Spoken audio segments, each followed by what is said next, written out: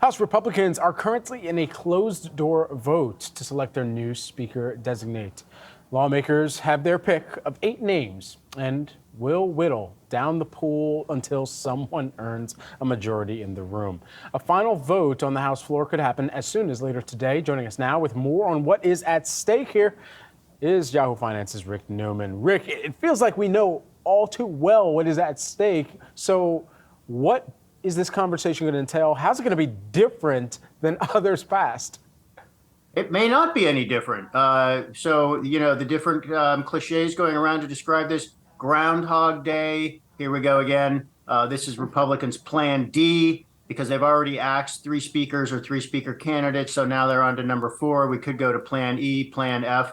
Let's remind everybody that the vote today is not for the speaker exactly. It's to nominate a speaker and figure out which of those 8 Republicans, or who knows, maybe somebody else, actually is the one who gets to have a vote.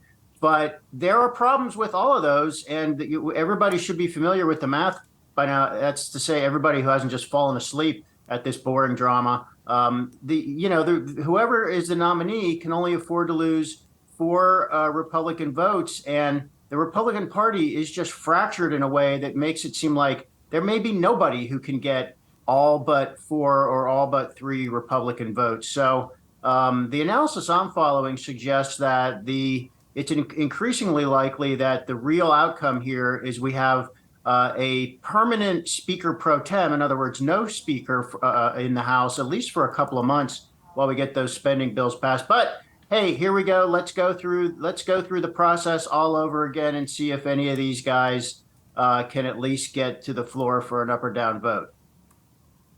Rick, do you think this signals to us anything about maybe what to expect for 2024 for the presidential election? You're looking at a House cannot even get the GOP members of the House, can't get consensus on who they think should be elected Speaker. The division that then points to, obviously, within the party. Any implications you think from that on how 2024 could potentially play out?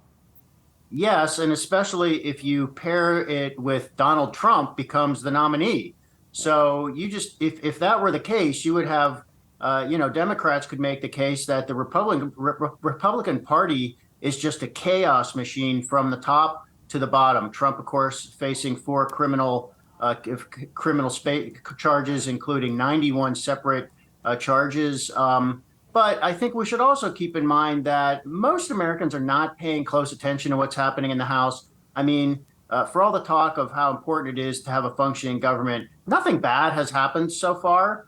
It could happen if we only have 3 weeks until those temporary spending bills expire. We've got this important legislation out there for funding Israel and Ukraine and some other things.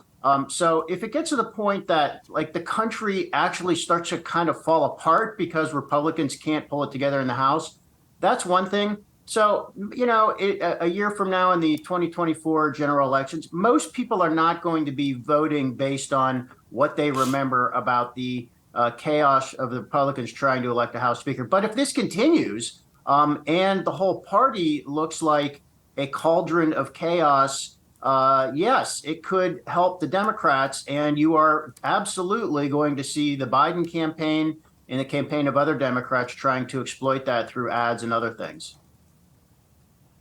All right, Rick Newman, as always, thanks so much for giving us the latest on that down in D.C., the chaos that seems to unfold right now on a daily basis. Bye, guys.